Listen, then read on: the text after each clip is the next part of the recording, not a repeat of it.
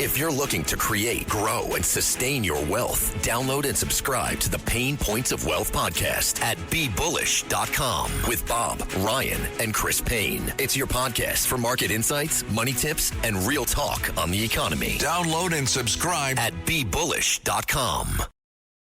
This episode is brought to you by Netflix.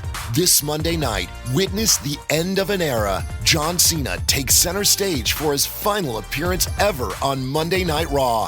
One last match, one unforgettable farewell. Come celebrate the legacy of a true WWE legend. Monday Night Raw, November 17th at 8 p.m. Eastern Time, 5 p.m. Pacific Time, only on Netflix. Be there for the moment everyone will be talking about.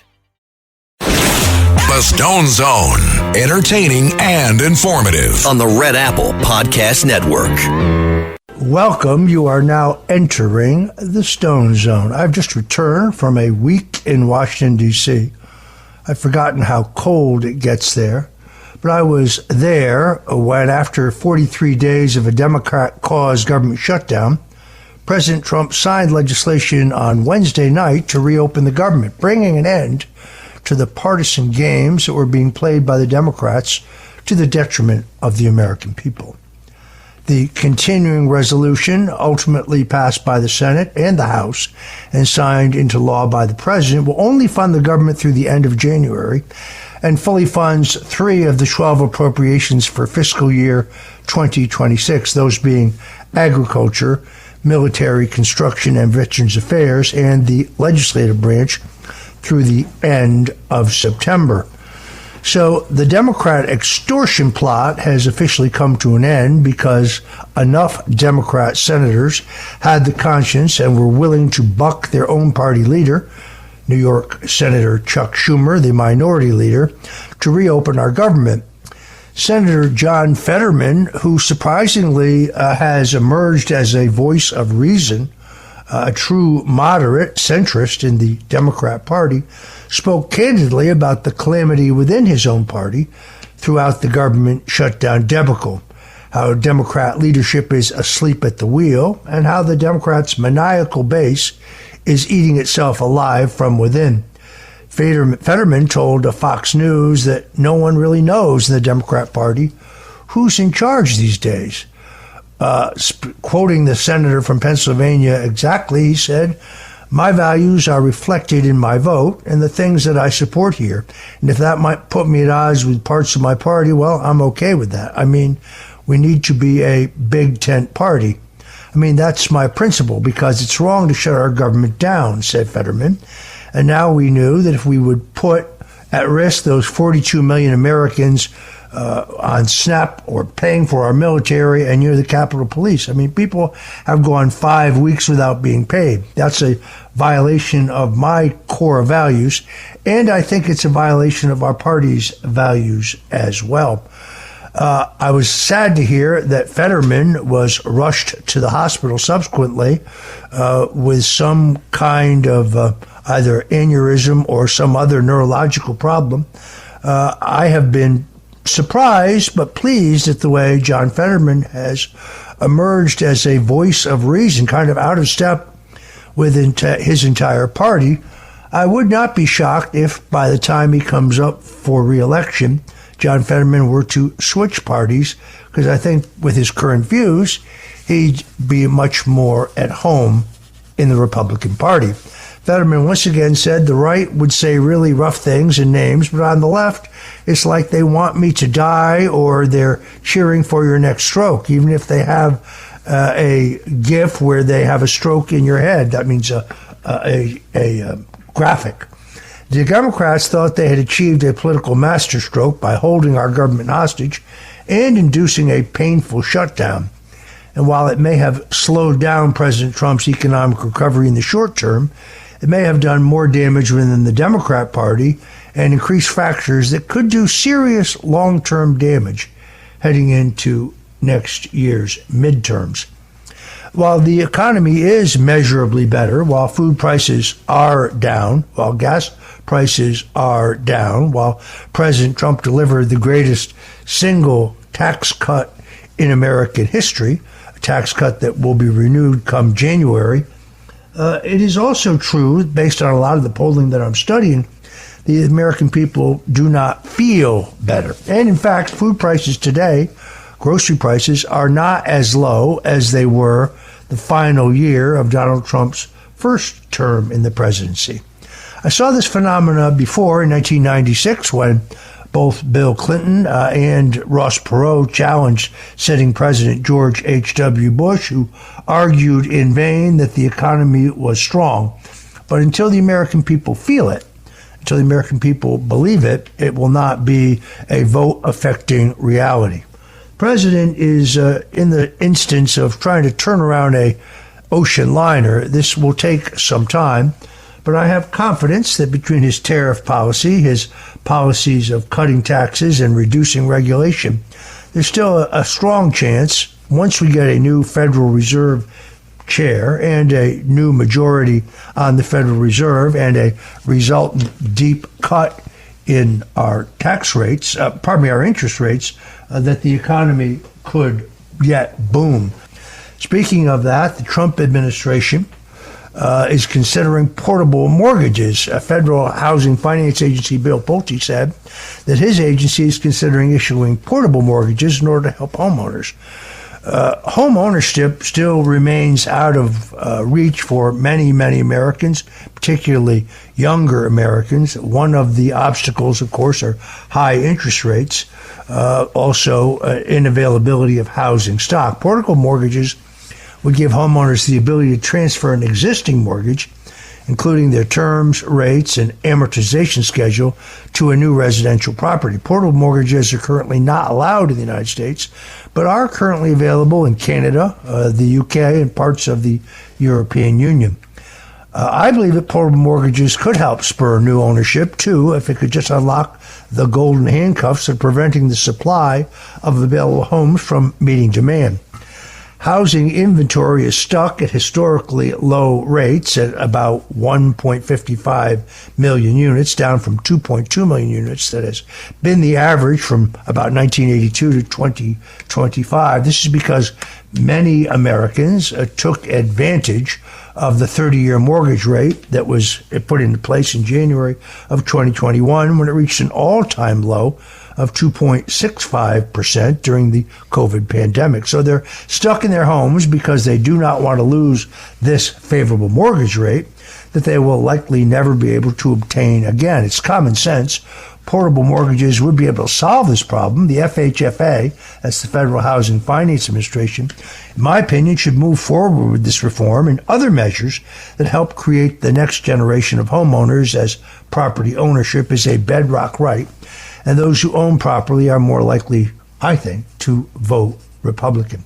Meanwhile, my good friend, U.S. Attorney for the District of New Jersey, Alina Habba, who formerly served as a White House counselor, was accosted by a left-wing maniac in her office. According to Attorney General Pam Bondi, Bondi said last night an individual attempted to confront one of our U.S. attorneys, adding that the deranged individual destroyed property in her office and then fled the scene. Thankfully, Alina Habba, who is a great lawyer and a great friend, is perfectly fine following this encounter. Bondi continued, any violence or threats of violence against any federal officer will not be tolerated, period. This is unfortunately becoming a trend as radicals continue to attack law enforcement agents around the country. As the Attorney General said, our federal prosecutors, agents, and law enforcement partners put their lives on the line every day to protect the American people, and the department will use every legal tool available to ensure their safety and hold violent offenders fully accountable. This case shows once again that those who work for the federal government who are not deep state holdovers are under an incredible amount of pressure. There are hundreds of thousands, if not millions, of left-wing maniacs who've been gaslighted with propaganda from fake news media. They've been primed deliberately to commit terrorist acts. They are in echo chambers like Reddit and Blue Sky, where bile and hatred is spread about American patriots continuously. We may sometimes disagree with their decisions or believe that they should be proceeding more quickly on important projects, but those serving in major roles in the Trump administration and the Department of Justice, including Alina Habba, deserve our admiration and our respect for the immense courage and sacrifice it takes to fight every day for the American people. These people have given up lucrative law practices and a cushy lifestyle in service of their country, and that should be recognized. MAGA would have no choice of succeeding without them.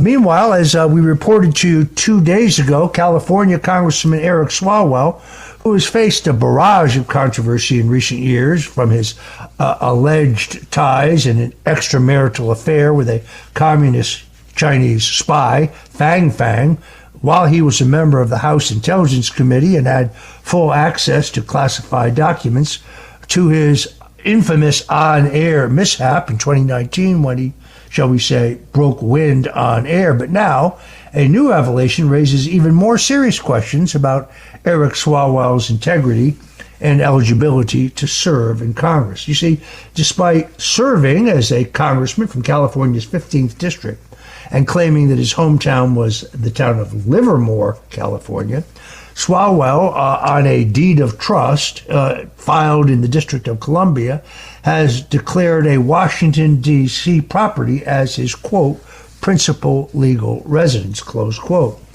The deed of trust on the D.C. property confirms the property is designated as his principal residence as a condition of his mortgage loan. The deed also includes explicit language making the borrower liable for false or misleading statements regarding occupancy.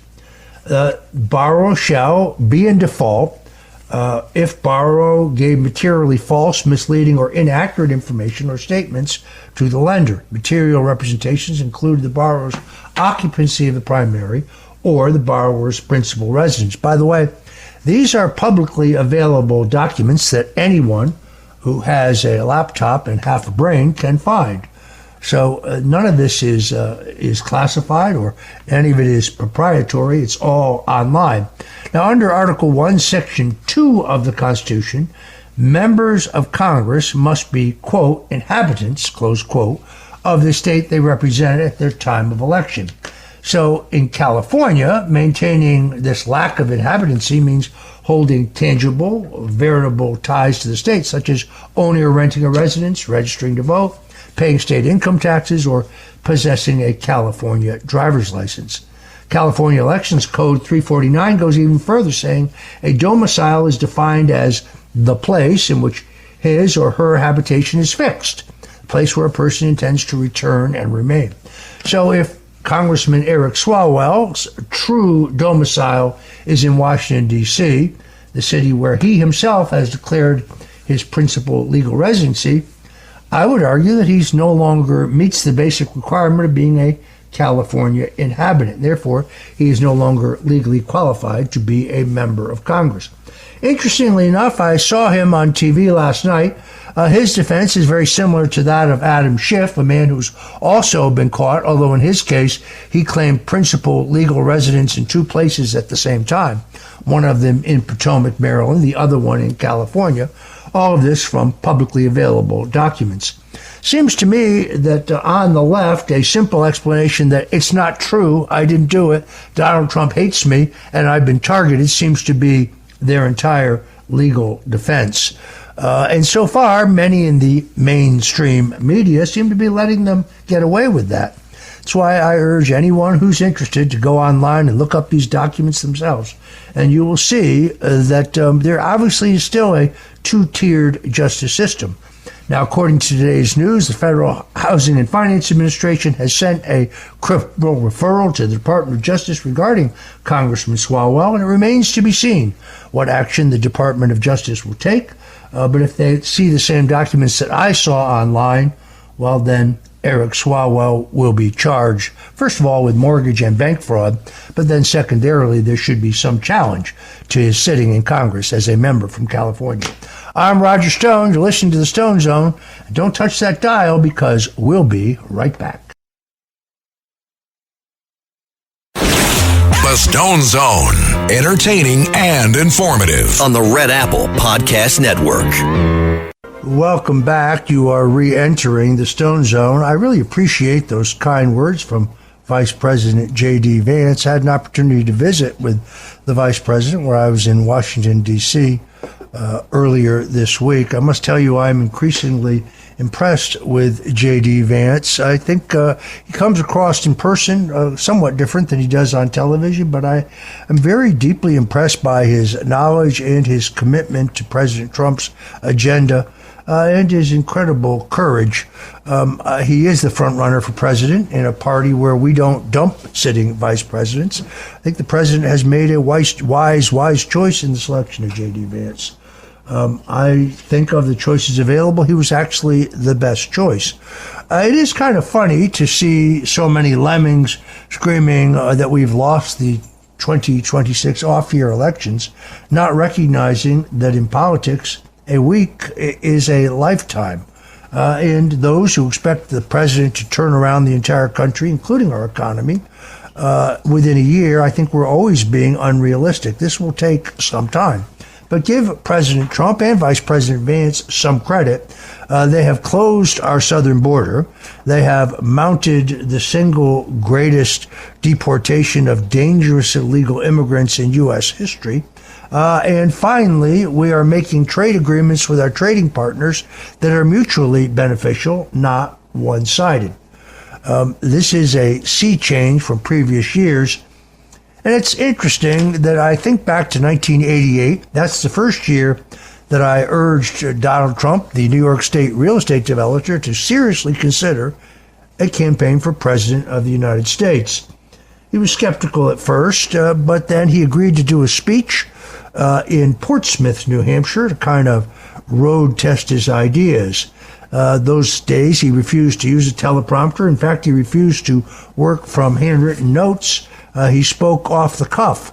I went back and I looked at it. He spoke about the fact that our trade deals were inequitable, that we send social workers to negotiate while other nations send, as he put it, killers, and that it was time for our NATO allies to pay their fair share for their own defense. It was really, I think, the first time I ever heard him say it was time to put America first. He also called for rebuilding our military strength and to not stumbling into endless foreign wars. I point out this was pre-NAFTA, pre-GATT. So he really was a visionary and a sage. And frankly, I wanted him to run for president in 1988, wanted him to run again in 2000, wanted him to run in 2012. And I thank God Almighty that he ran in 2016. I'm Roger Stone. You're listening to the Stone Zone right here on the Red Apple Audio Networks, and we'll be right back. So there's no reason for you to touch that dial. The Stone Zone, entertaining and informative on the Red Apple Podcast Network.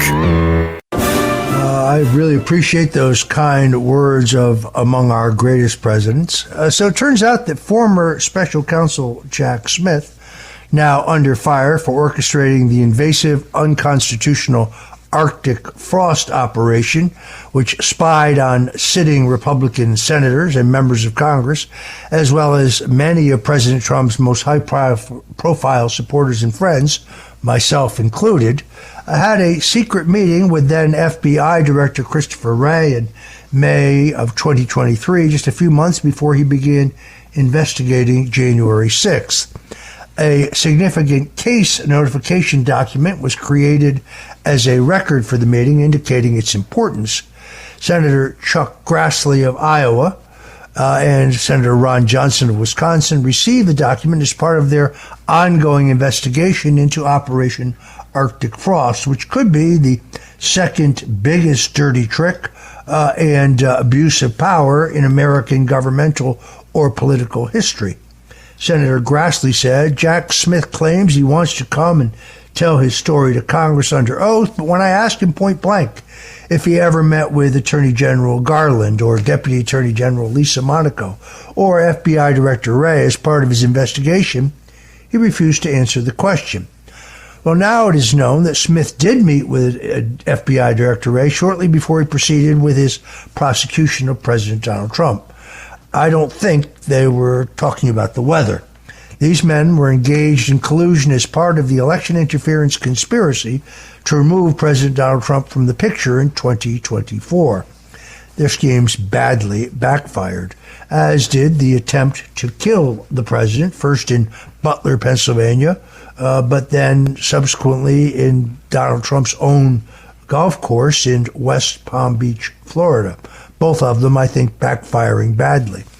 Now, I think they are completely and totally exposed, and their institutional backing they once had is dissipating, although many in the fake news media refuse to acknowledge that their entire goal was to impede Donald Trump's return to the White House.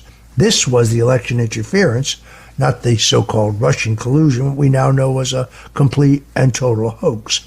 How do we know that? Well, because the Director of National Intelligence, Tulsi Gabbard, former Democrat congresswoman from Hawaii, has courageously declassified all the documents that prove that there was no Russian collusion, there was no collaboration between WikiLeaks and the Trump campaign, and people like Donald Trump, General Michael Flynn, and myself were sacrificial lambs. We were set up, we were framed, we were charged in an effort to hurt Donald Trump. First, to remove him from the presidency, then through 2 phony impeachments, then through the January 6th fiasco, and then finally in the fake documents case.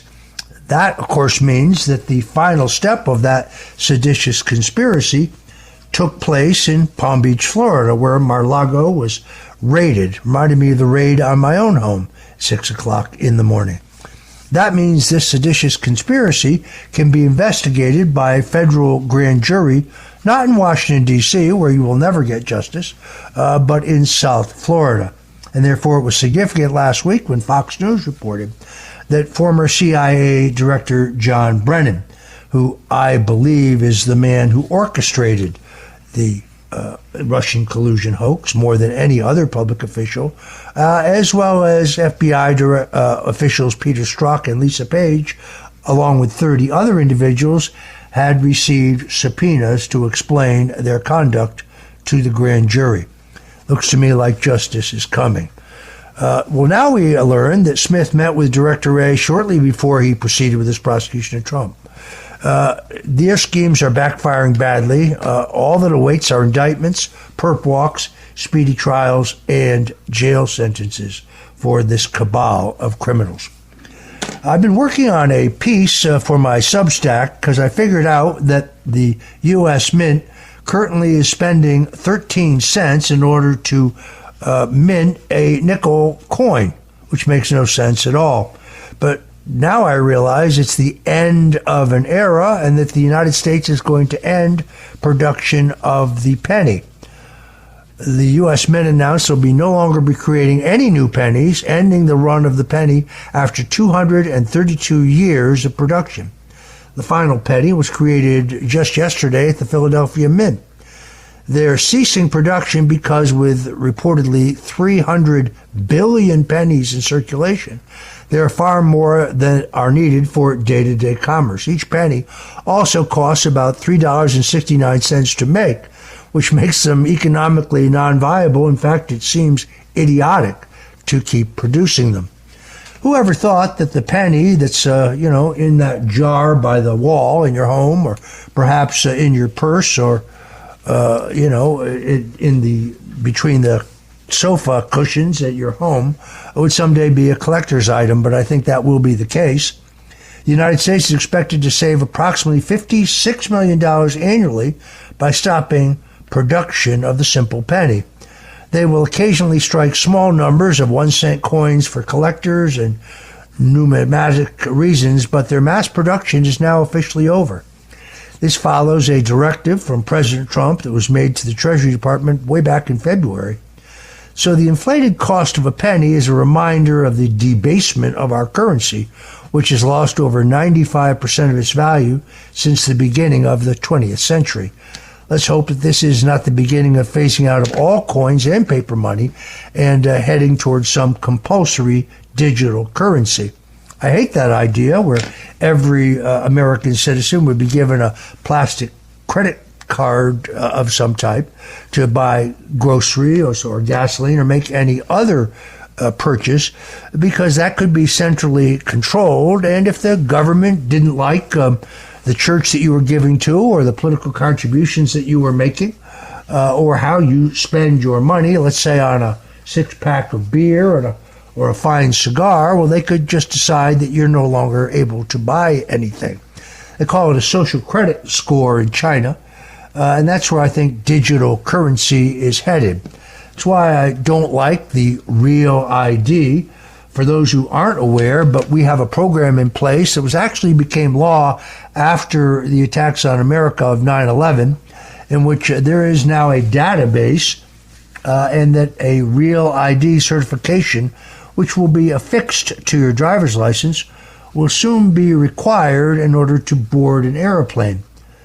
As I learned recently, a simple driver's license with your photo, which used to be the requirement, is no longer acceptable in the short term. The government is accepting a U.S. passport or a foreign country's passport to board an airplane, but soon that too will be phased out, and those who do not have Real ID will not be allowed to fly. I think this is a terrible idea. There are bigger plans for a central database of American citizens. As a conservative, as an American, I think this is unduly invasive and, in fact, a terrible, terrible idea. Meanwhile, an organization of Antifa-style radical leftists is calling themselves the Students Organizing for Liberation.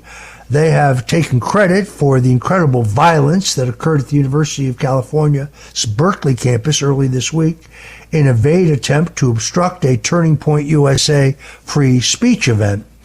In their statement, the Antifa Front said, "Thank you for standing with people of color, immigrants, LGBTQI, the poor, Muslims, and all oppressed people in the face of fascism. Today, we successfully delayed the action by nearly an hour and a half, forcing TPUSA, that's the student organization founded by my good friend, the late Charlie Kirk, God rest his soul, to rush through their presentation. Because of the rush, we learned that UC Berkeley Chancellor Richard Lyons was in attendance, and he was called upon by failed parent Rob Schneider. Rob Schneider, of course, the comedian and comedic actor and good friend of mine, who's also joined us here in the Stone Zone. Why do these people hate free speech? Why do they hate free expression? Why do they hate the most basic right contained in the First Amendment of the U.S. Constitution? Students Organizing for Liberation calls themselves a grassroots Democrat organization to resist imperialism, Zionism, and the oppressive projects of UC Berkeley and the UC system. This is the sort of group that claims it is a free speech or social justice group, but then they engage in overtly violent activity to stop free speech. They cry out like they're victims when in actuality they're the aggressors. There are thousands of groups such as these all over the country, and although they may act independent, they all come under the Antifa network. They receive funding from a wealthy donor system that must be put out of commission as long as they are advocating violence, mayhem, and yes, death. President Trump made the announcement that he was designating foreign Antifa groups as foreign terrorist organizations. They should certainly be extended to their counterparts in the U.S. as they are all clearly part of the same umbrella network taking the same orders.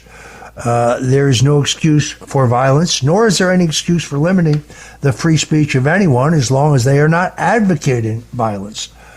No, you shouldn't yell fire in a crowded movie theater, but that's not what we're talking about here. We're talking about people who hate free expression and hate free speech and enact violence in the name of that.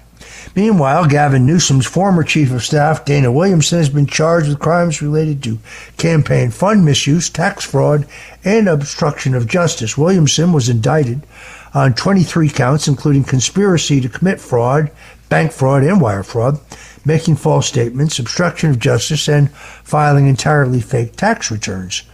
Williamson is accused of hatching a conspiracy to shift $225,000 in funds from an inactive political campaign account to her use as a personal finances.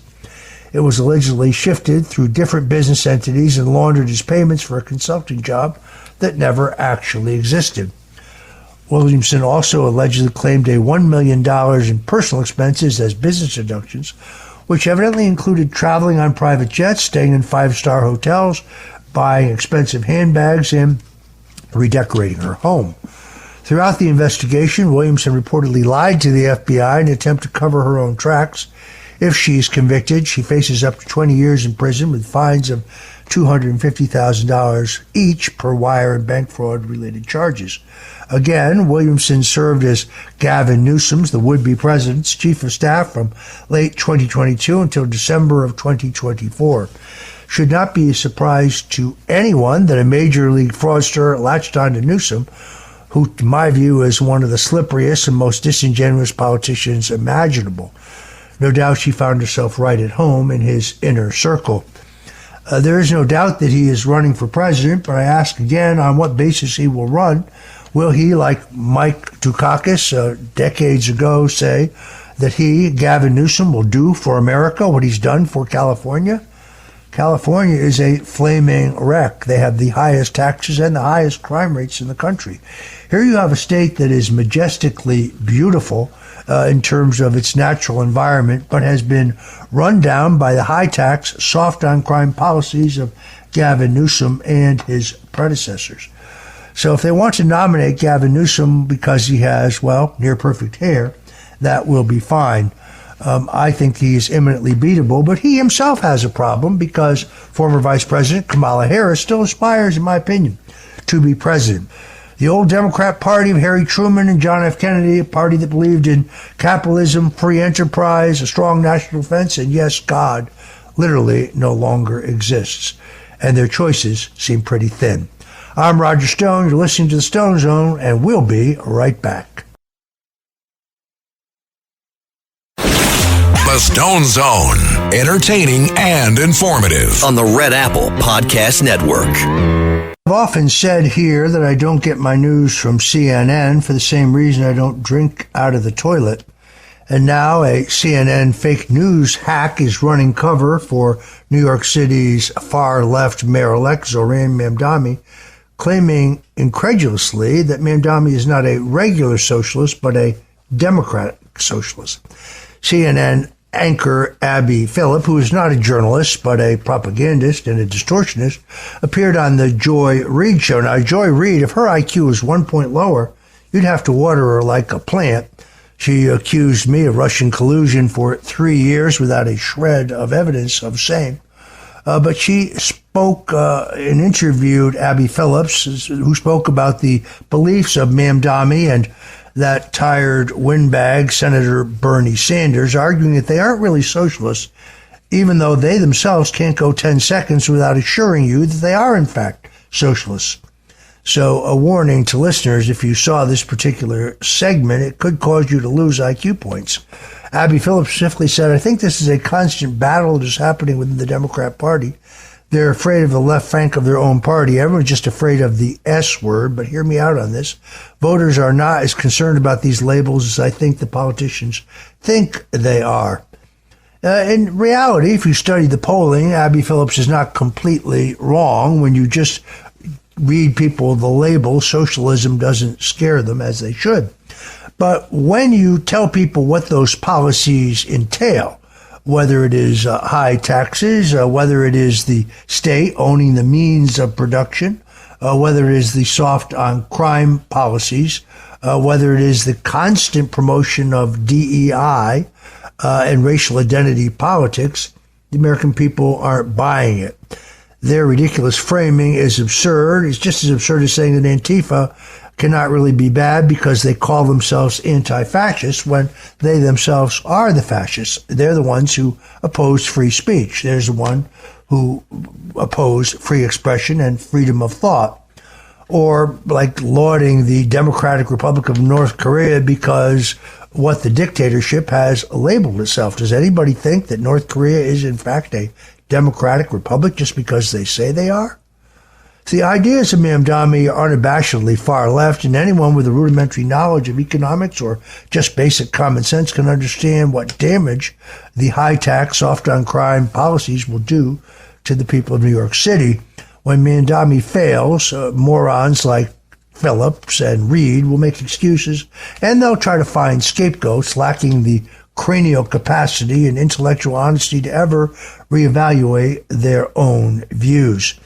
Meanwhile, a U.S. District Judge, Jeffrey Cummins, a Biden nominee, of course, to the bench, has ordered the release of 615 illegal aliens apprehended by ICE in the state of Illinois on the basis that their constitutional rights were violated.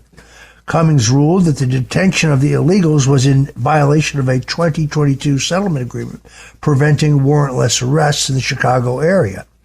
Now, the reason this is particularly absurd, of course, is that someone who is not a U.S. citizen cannot have constitutional rights under the Constitution.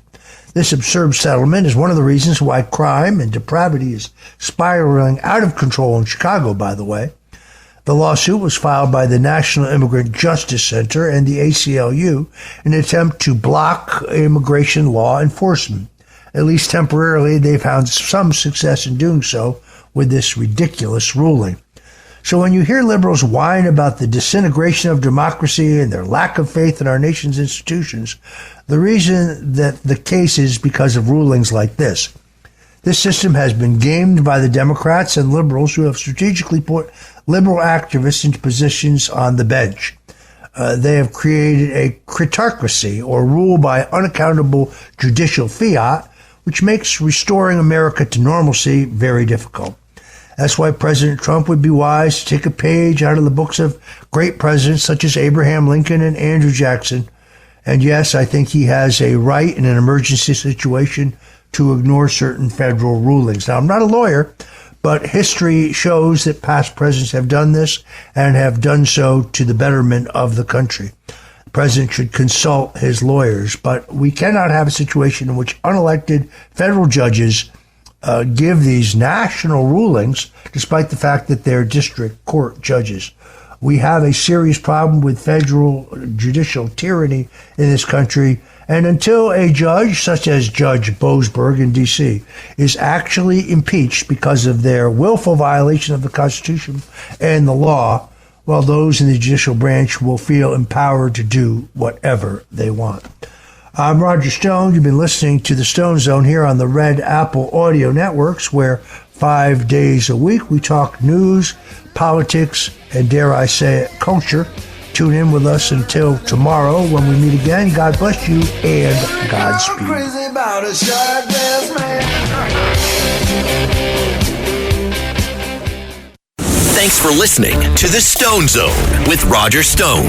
You can hear The Stone Zone with Roger Stone weeknights at 8 on 77 WABC. If you like the podcast, share it with your friends and listen anytime at WABCRadio.com and download the WABC Radio app. Hit that subscribe button on all major podcast platforms. Plus, follow WABC on social on Instagram, TikTok, Facebook, and X. See you next time for a new episode, so you never have to wonder, what the heck is going on here?